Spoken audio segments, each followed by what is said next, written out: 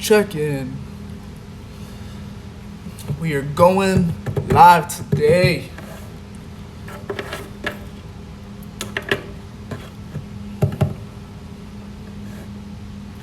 Lighting is good. Voice will check after. Rachel, welcome. Just doing a couple checks before this. Hey, I think you're in Miami, right? Hope you're doing well. Missed you. I missed you in Colorado just a few days ago. All right. So while we wait for everyone else to get on this live, reason I'm doing this live today is because I told everybody I would be doing a video series of the books that have impacted my life, and people decided that they wanted to hear about it. And some of the things that I got feedback on was they wanted me to read these chapters over the live for them, and we could discuss them if they had any questions. So the book that we will be going over, the first chapter, is Richest Man in Babylon. So quick story about this book, right? So I got my hands on this book maybe 2015, right? So that's like my first introduction to this book. So the way it happened was I was actually, the week before, I was in Cancun celebrating my 21st birthday, and we had about 400 people there at the resort, and it was a really, really great experience. But one of the people there ended up being in my class in college, right? I was a freshman in college at the time. And the instructor, who would have guessed, right? At the class that I was in, it was a Java class, right? So computer development, stuff like that.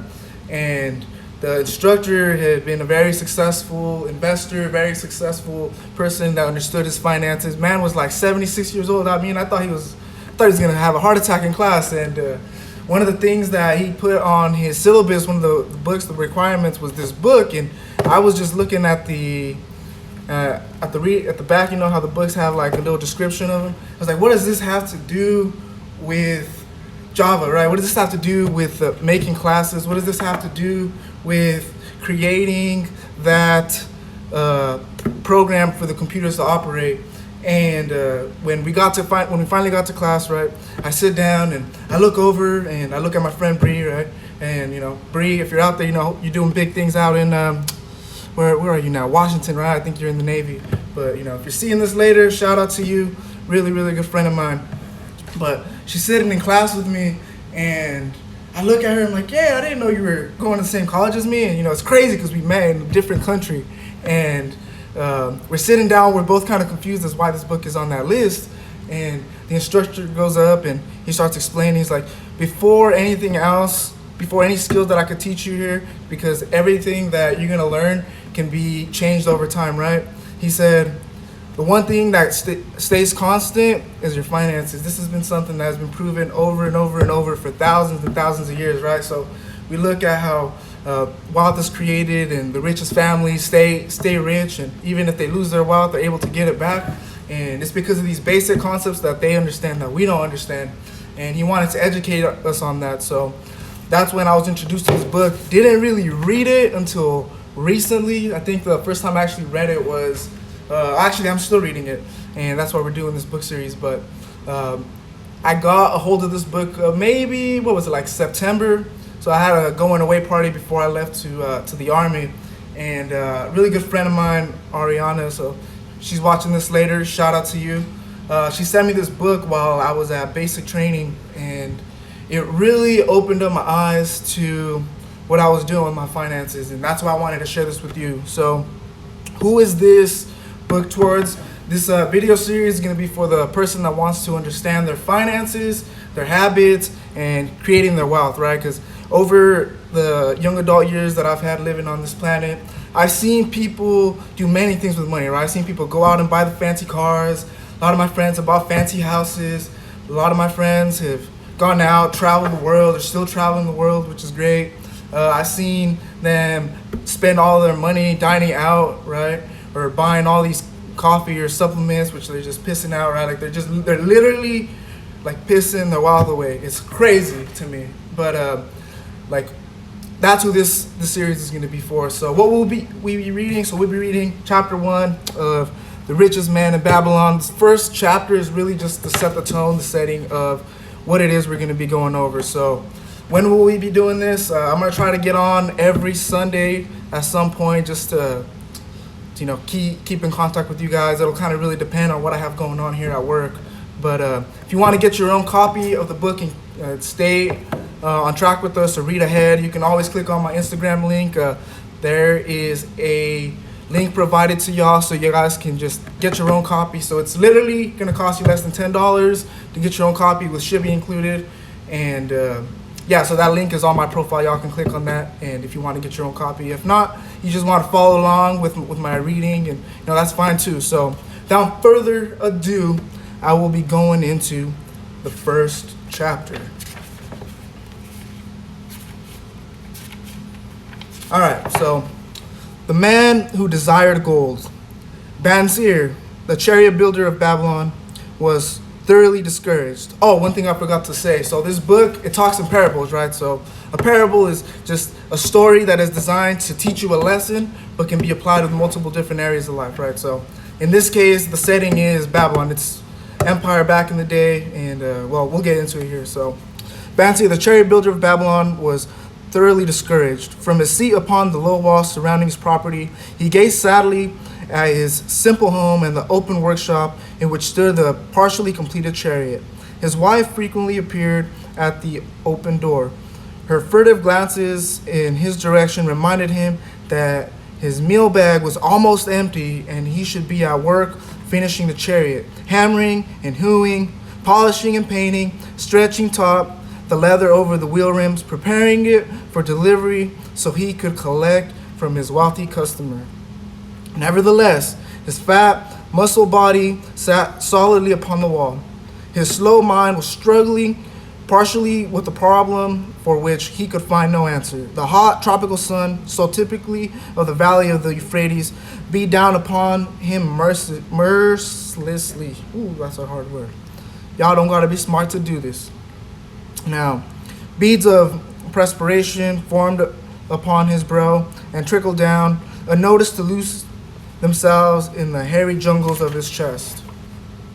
Beyond his home towered a high terrace wall surrounding the king's palace. Nearby, cleaved the blue heavens, was the painted tower of the Temple of Bel. In the shadow of such grandeur was his simple home and many others far less neat as well as cared for. Babylon was like this, a mixture of grandeur and squalor, of dazzling wealth and direst poverty, crowd together without plan or system with the protecting walls of the city.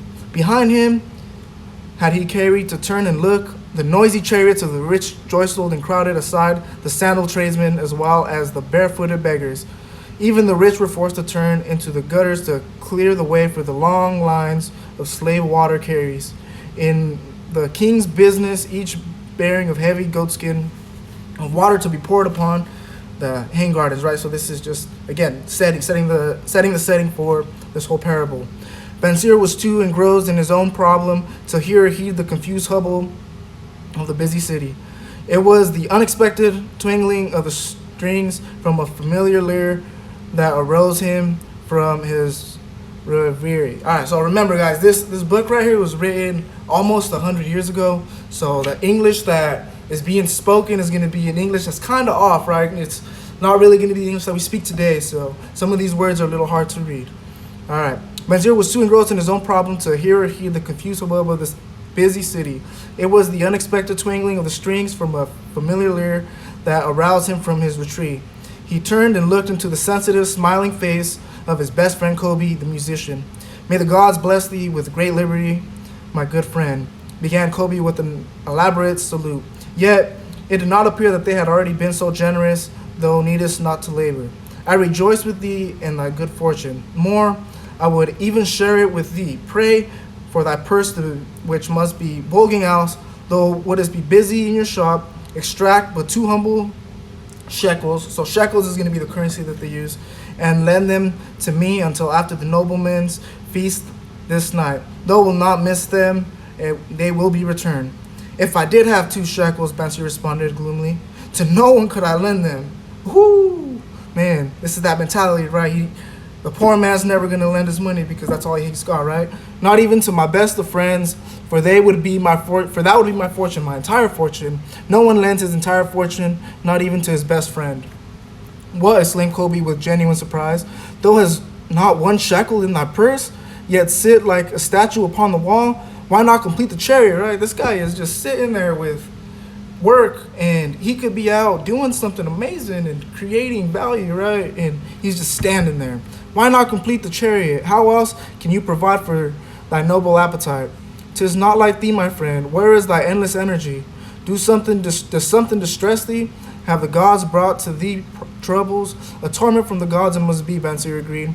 It began with a dream, a senseless dream, in which I thought I was a man of means. For my belt hung a handsome purse, heavy with coins. There were shekels which I cast with careless freedoms to the beggars. There were pieces of silver with which I did buy finery for my wife and whatever I did desire for myself. There were pieces of gold which made me feel assured of the future and unafraid to spend the silver.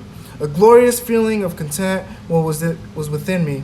You would not have known me for thy hard-working friend, nor wouldst have known my wife, so free from wrinkles was her face and shining with happiness. She was again the smiling maiden of our early married days. A pleasant dream indeed, commented Kobe, but why should such pleasant feelings as it aroused turn thee into a gloom statue upon the wall? Why indeed? Because when I awoke and remembered how empty was my purse, oh yeah, well, a lot of us know that feeling, right? Just having no money. We work very, very hard, but we don't have any money. We can all relate to this, man. A feeling of rebellion swept over me. Let us talk it over together, for as the sailors do say, we ride in the same boat. As youngsters, we went together to the priest to learn wisdom. As young men, we shared each other's pleasures. As grown men, we have always been close friends. We have been contented subjects of our kind, right? We hang out with people that seem to live similar lives, right? We're the average of our 5 closest friends, right? We have been satisfied to work long hours and spend our earnings freely. We have earned much coin in the years that have passed, yet to know the joys that come from wealth, we must dream about them. Are we more than dumb sheep? We live in the richest city in the world. The travelers do say none equals in its wealth. About us is much display of wealth, but of it we ourselves have not. After half a lifetime of hard labor, though my best of friends has an empty purse and says to me, may I borrow such a trifle as 2 shekels until after the nobleman's feast at night, right? These 2 shekels is like the equivalent of you asking your friend, hey, can you let me borrow $200, right? You look at your bank account, you got like $205. You're like, nah, man, I gotta feed my kids with this, or I gotta pay around with this money. Right? I can't give that to you. Then what do I reply? Do I say, here is my purse, its contents will I gladly share? No, I admit that my purse is as empty as thine. My purse is as empty as yours. What is the matter? Why cannot we acquire silver and gold more than enough for food and robes? We've all been there, right? We've all been in that situation where after our check, we look at our balance, and because we're living check to check, and we're just like, man, how is it that people are making it out? How are people living? How are people paying their bills and still have enough to do the things that they want to do? And that's the same situation these two are in right now. So consider also our sons, Monsieur continued. Are they not following the footsteps of their fathers, right? Because our kids are going to, well, I don't have kids, but when I have kids, my kids are going to follow the footsteps that I have set before me, right? The apple doesn't fall too far from the tree. So need they and their families and their sons and such sons' families live all their lives in the midst of such treasures of gold, and yet, like us, be content to banquet upon the sour goat's milk and porridge. Never in all the years of our friendship did us still talk like this before. Never in all the years did I think like this before. From early dawn until darkness stopped me, I have labored to build the finest chariots any man could make, soft-heartedly hoping someday the gods would recognize my worthy deeds and bestow upon me great prosperity.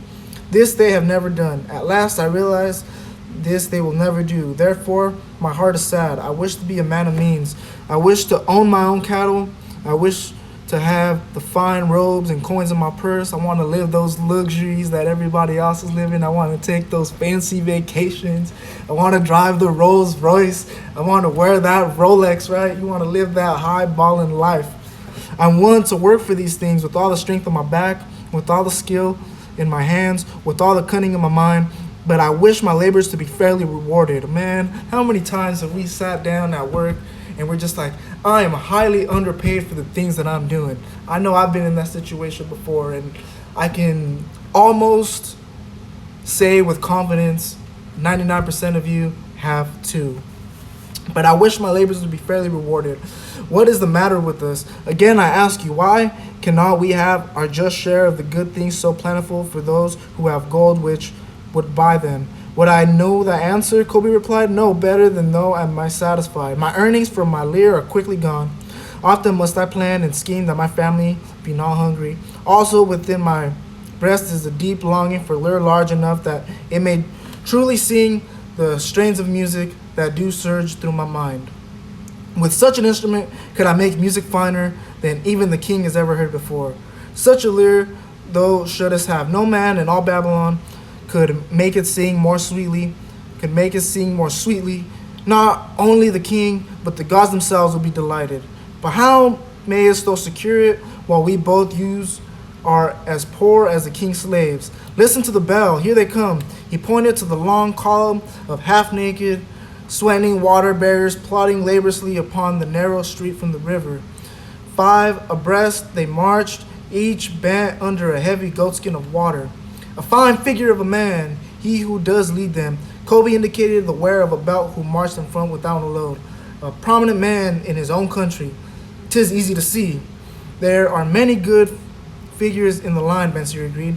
As good men as we. Tall, blonde man from the north, laughing black man from the south, a little brown man from the nearest countries, all marching together from the rivers to the gardens.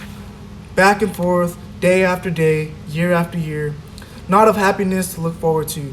Beds of straw upon which to sleep, hard grain porridge to eat. Pity the poor, brutal Kobe. Pity them I do, yet thou does make me see how little better off we are. Free men, though we call ourselves, right? We call ourselves free men in the richest country in the world, right? But we are still slaves, right? We're slaves to our finances because we have not been able to break the shackles that hold us down.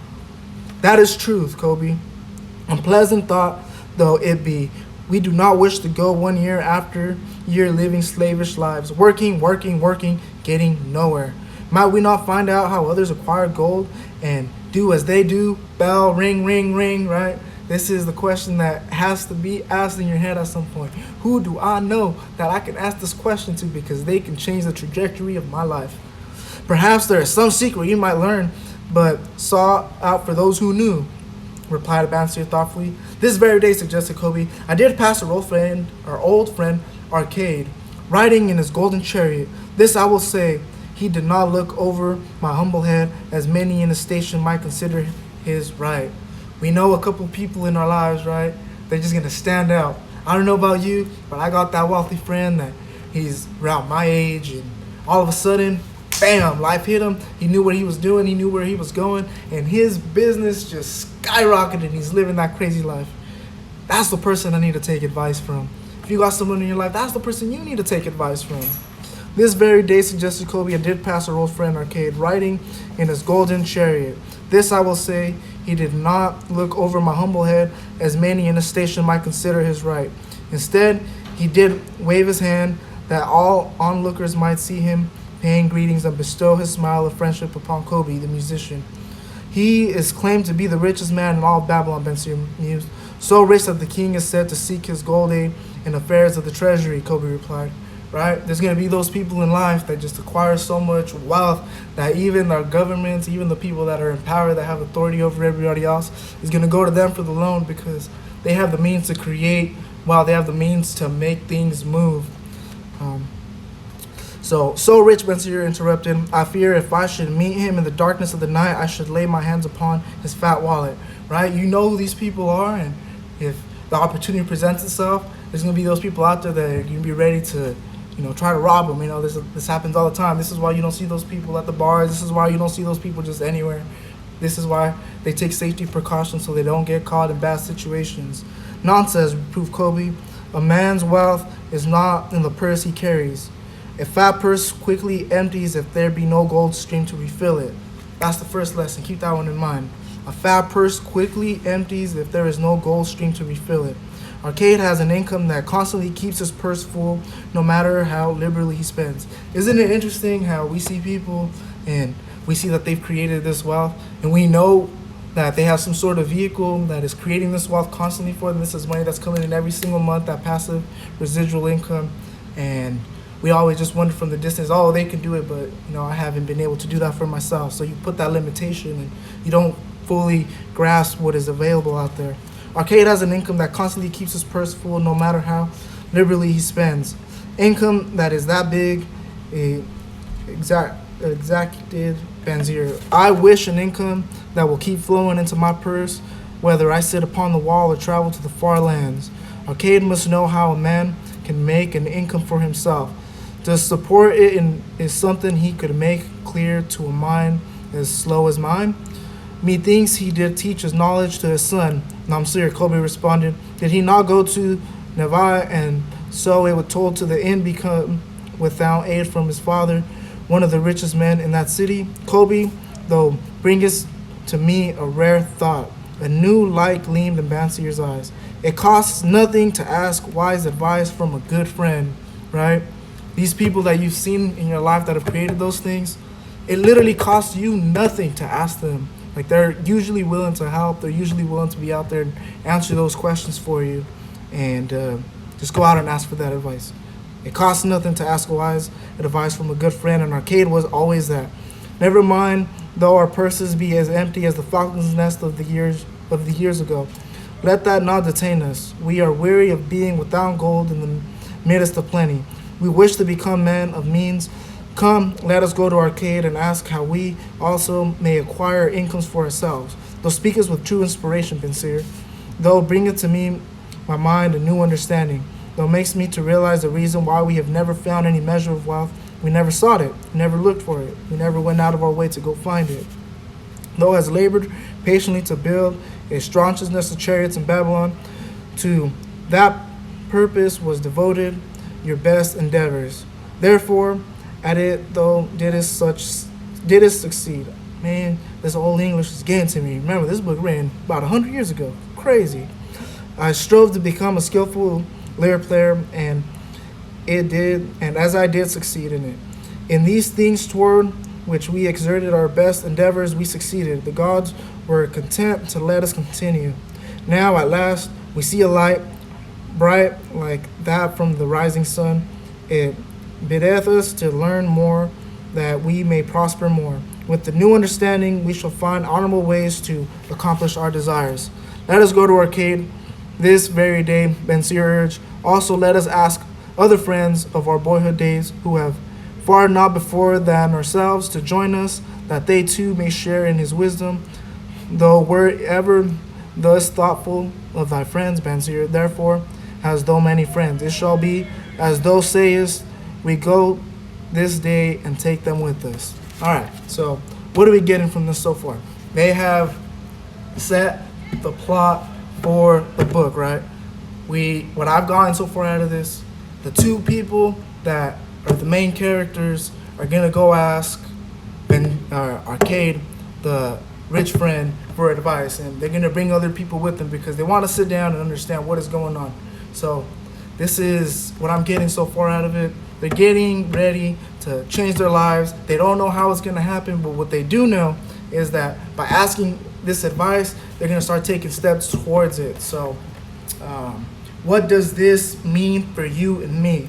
Again, I know this book has, because it is written in a parable from 100 years ago, it's a little hard to understand, but how does this apply to us today? Well, you and me, my friend, at one point of our lives, if it is not right now, are that person that hasn't been able to figure that out, right? As a young man, probably not so much because you're kind of hard-headed. You're still trying to figure your life out, but as you grow older, right, in your late 20s, early 30s, you start realizing these mistakes that you made as a younger man, right? Like, I have a few friends, for example, have gone out of their way and helped thousands and thousands of people around the world create wealth. And this wealth that they personally have obtained, right, these millions of dollars that they obtained, it all slipped their fingers because they weren't able to keep it. And that's a real story, right? It doesn't have to be with large figures. It could be with $20,000-$30,000 a year, right? That salary, it has nothing to do with the amount of money that you are making. It's about the amount of money that you're able to keep after all of your expenses. So the lessons that they're going to get ready to learn from Arcade are really, really, really important. And we will be going into these. We will be diving into them next week. So if you guys want to keep up with the reading and read ahead, again, the book is called The Richest Man in Babylon. You guys can get that book on my link. I posted it on the website. I posted it on my profile. It's everywhere, all my social media platforms. Just click the link and go get it. It's gonna cost you less than $10. Less than $10 to obtain this knowledge, right? And I'm not the author of this book, right? Like, this man is probably dead. But the information that is being shared with you, again, is something that I want to pass on to you. And I don't want you to go out there and spend thousands and thousands of dollars, right, to learn this knowledge. Me personally, I'm an overachiever. I've gone out of my way. I went to college. I studied all of these things. I studied business, right? I spent $80,000 on my bachelor's degree. I spent over $200,000 on personal development seminars, on finance seminars, on all of these ways, all these means to obtain this knowledge. And for $10, man, this is a bang for your buck. So until next week, Instagram, we'll catch up. If you guys have any questions, comments, concerns, always feel free to inbox me. When I get a chance, I'll get back to you. But other than that, hope you guys enjoy the rest of your afternoons and live life, because you guys only get one life.